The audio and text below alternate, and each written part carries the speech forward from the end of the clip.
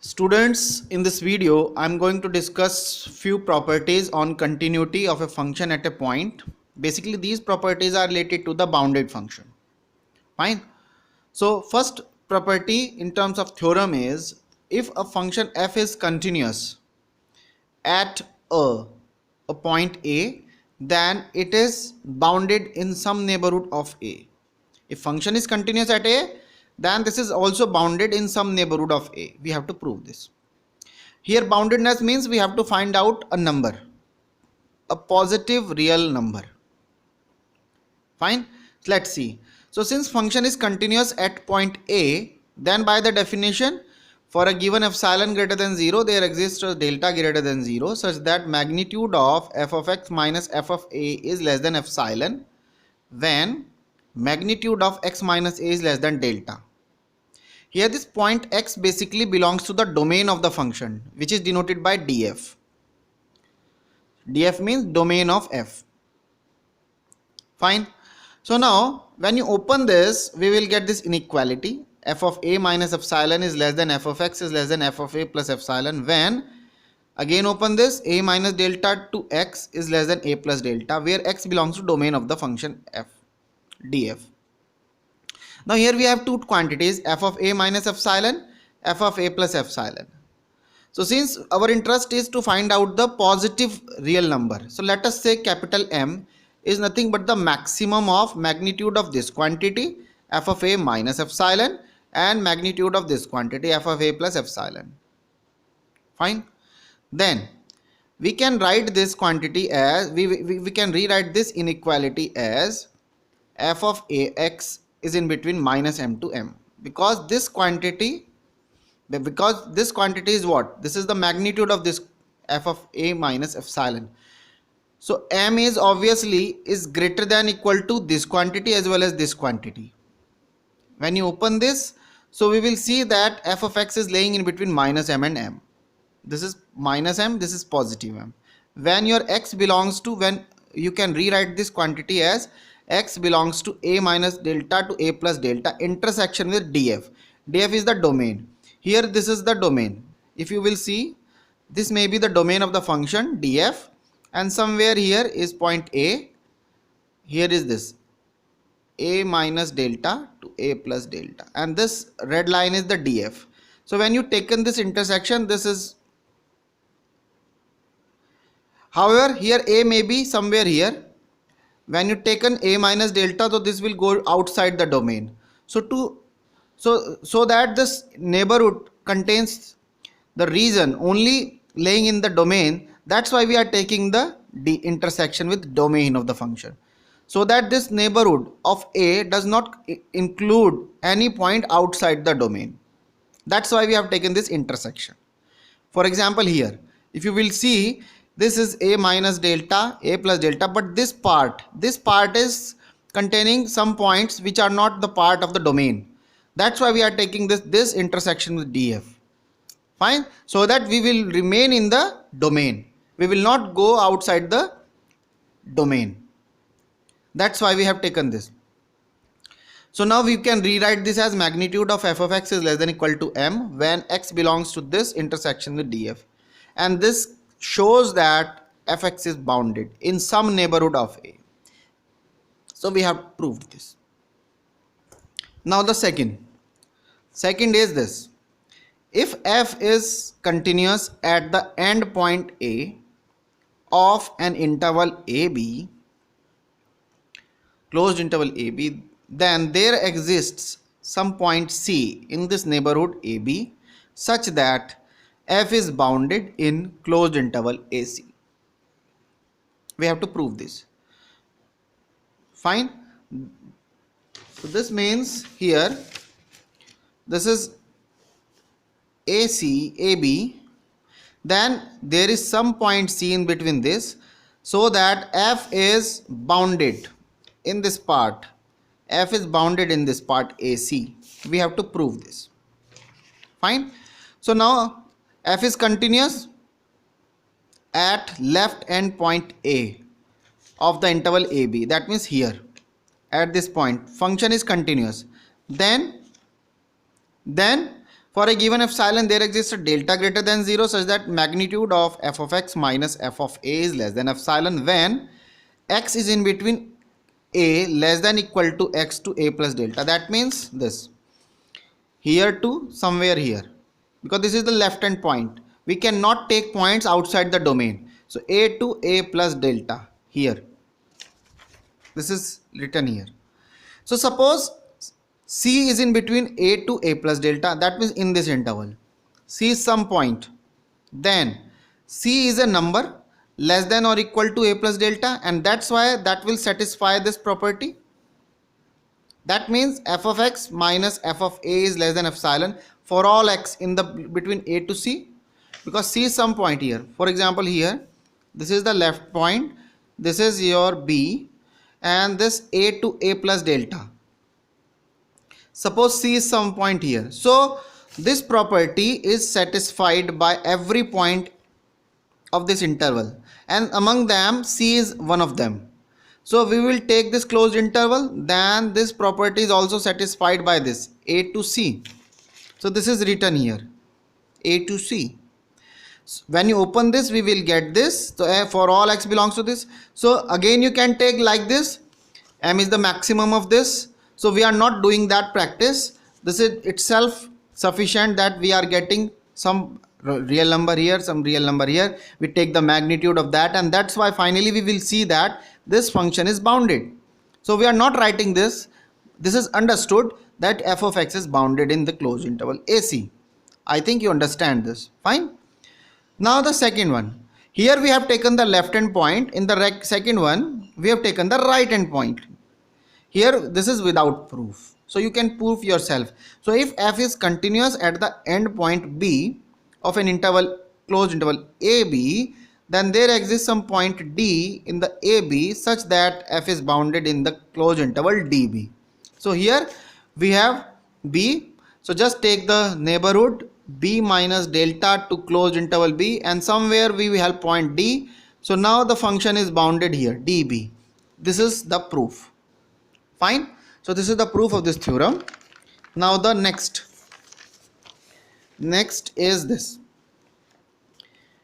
If f is continuous at an interior point xi of AB, closed interval AB, then there exists an interval alpha beta containing xi in which f is bounded. So now here we have taken left point, here we have taken right hand point. Now we are taking intermediate point somewhere here. Fine. Some point here, xi.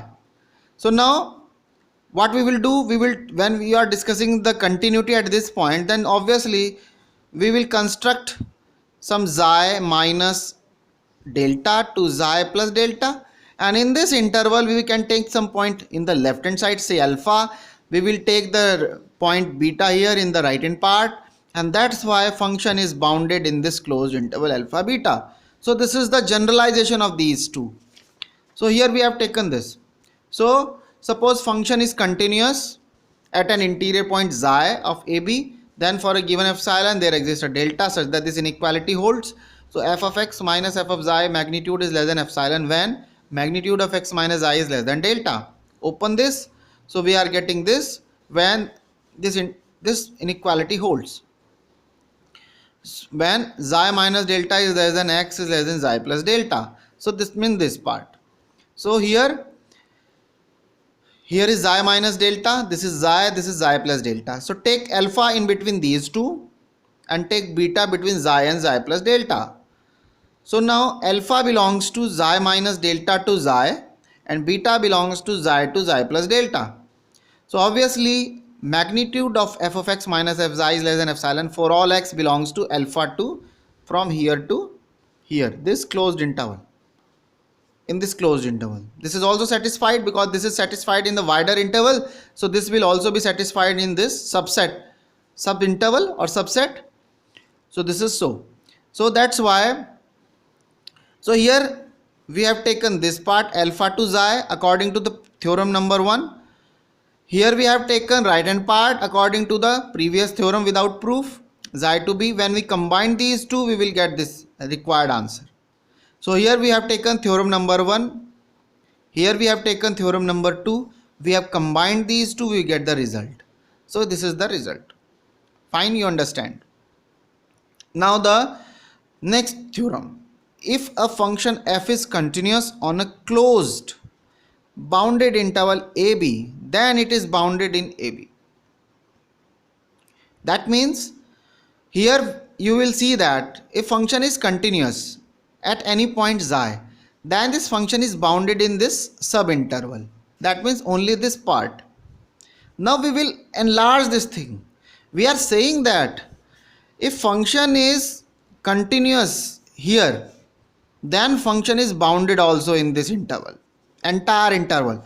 Here we have taken only the sub part. In the first theorem, we have taken the sub part here to here, some part, here to here sub part. In the right hand part we have taken this. Sorry, this is the first theorem, this is the second theorem similarly, then this is the third theorem. Now the last one is the extension of all these. Here function is continuous in this interval. Now we will show that function is also bounded in this interval, entire interval, rather than this subinterval alpha beta or a to c or d to b. Here entire interval, function is bounded in this entire interval. This is the extended version. So let's see how to prove this. To prove this, we will use the sequential criteria. Fine. So let, if possible, f is not bounded above in AB, then what will happen? इसका मतलब bounded above नहीं है. We are proving this by the contradiction. Function is continuous but suppose not bounded above. That means whatever you will take any number, immediately you can find some points at which if you evaluate the functional values, then that will be greater than this number. This is the meaning of bounded above. Here is the meaning. Suppose this is your domain. Here you will take any number you will select, say n. Then immediately you will see that you will have few points on this axis. Suppose this number. Here we have n. So here we have xn. Immediately you will find some numbers here at which the functional value is greater than this number. This is the f of xn. And this value is greater than this number n. So whenever you fix any number on the y-axis, immediately you will get at least a point here on the x-axis, xn, at which the functional value, this functional value f of xn is greater than n. This is the meaning of unbounded above. Just take any another number, say n1, immediately you will get some xn1 here, so that the functional value xn1 is greater than n1, and so on. Fine, this is the meaning. So here, if possible, f is not bounded above in AB. That means for each positive integer n belongs to n, we can find a point xn belongs to AB such that f of xn is greater than n for all n belongs to n. This is the meaning, geometrical meaning of this. Here is the interval a to b, domain of the function. Fine. So this is the meaning. So here xn belongs to closed interval ab for all n belongs to n. When you open this, you will get this inequality: a is less than equal to xn is less than equal to b for all n belongs to n. But this shows that sequence xn, because for each n you are getting some value here, so that's why this is nothing but the sequence. Xn is a sequence. So this sequence is bounded sequence, because here we have lower bound a, upper bound b. These are the fixed values. That's why this sequence is bounded. Now this sequence is bounded and closed. The sequence is bounded in the closed interval. That's why by Bolzano-Weierstrass theorem of sequences, which says that if xn has this sequence, which is bounded sequence, has a limit point, says p, in the interval a to b, because ab is a closed set. You can see the statement. You can find the statement in our previous semester lectures. So since this sequence is closed, this is bounded, That's why by Bolzano-Weierstrass theorem, this sequence has a limit point P in this interval A to B, because this interval A to B is closed. That's why. Fine. Now since this is a limit point, then again by another theorem of limit points, which says that if P is a limit point of Xn, then there exists a subsequence Xnk of Xn such that this subsequence Xnk tends to P. अगर P एक limit point है तो आपको एक सब sequence जरूर मिलेगा Xnk of Xn जो कि इस पॉइंट पे कन्वर्ज करेगा. Fine.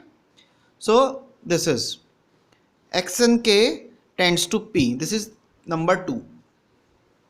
So now from 1, here we have Xnk. So likewise here, if we replace n by nk here, so f of Xnk is greater than nk for all n belongs to n. So here we are replacing n by nk. So what we will get? We get this. F of Xnk is greater than nk for all k. For all k. So this implies f of Xnk diverges to infinite, because what we will get? We will get this. F of Xnk is greater than nk. That means when nk tends to infinite, this will also tends to infinite. That's why diverges. So f of Xnk diverges to infinite. So f of Xnk does not converge to f of P. तो ये P पे converge नहीं कर रहा. Just like here when Xnk tends to, because अगर ये converge करता तो according to the sequential criteria when this tends to P, f of Xnk tends to f of P. But in our case f of Xnk tends to infinite, so this is not tending to f of P. Fine. So f of Xnk does not converge to f of P. This is third number. So now from 2 and 3rd, f is not continuous at the point P belongs to AB, which is a contradiction according to the sequential criteria. When this tends to this tends to this, अगर ये होता, अगर ये ऐसा हो जाता f of Xnk tends to, तो हम क्या कहते हैं? Function is continuous at point P. लेकिन क्योंकि Xnk tends to P है but f of Xnk does not tend to f of P, this implies f is not continuous at point P. So this is written here, f is not continuous at point P, which is a contradiction because function is continuous. Function is continuous. That's why this is a contradiction. Hence f is continuous at every point of AB, and our assumption is wrong. F is bounded above on him. Similarly, we can prove that f is bounded below. Below के लिए भी ऐसे prove कर सकते हैं on AB, and hence f is bounded on AB. Fine. So if function is continuous in a closed interval, then function is also bounded in that closed interval. This is the meaning. Now we have few note points. Number 1, the above theorem need not be true if the interval is not closed. Very important conclusion. Here the interval is closed. If this interval is not closed, then this conclusion is not valid or need not be valid. For example, here f of x equal to 1 by x, where x belongs to the open interval 0 and 1, this semi-open and closed interval 0, 1. Fine. So here f is continuous on this but is not bounded above theorem. This is not bounded above because nearby 0 very large quantity you will have. Nearby 0 if you put here, then you will get a very large quantity. That's why this is not bounded above. Fine. Similarly, a bounded function in AB need not be continuous in AB. That means the converse of this part need not be valid. Function is bounded but need not be continuous. For example, f of x sin 1 by x for all x not equal to 0 and f of 0 is 0 is bounded because sin is a bounded function laying in between -1 and 1. So this is bounded but not continuous at point 0. We have already seen its graph. Its graph is like this, like this. Somewhere is here is a jump. So this is bounded between -1 and 1 but not continuous at 0. So this is the meaning. That's why the converse part of the above theorem need not be true in some of the cases. Fine. So this is discontinuous at 0. So this is few theorems. In the next theorem, in the next video, we will discuss about the when function is continuous AB, then it attains its supremum and infimum at least once in AB. So we will discuss these theorems in the next video. Fine. Thank you.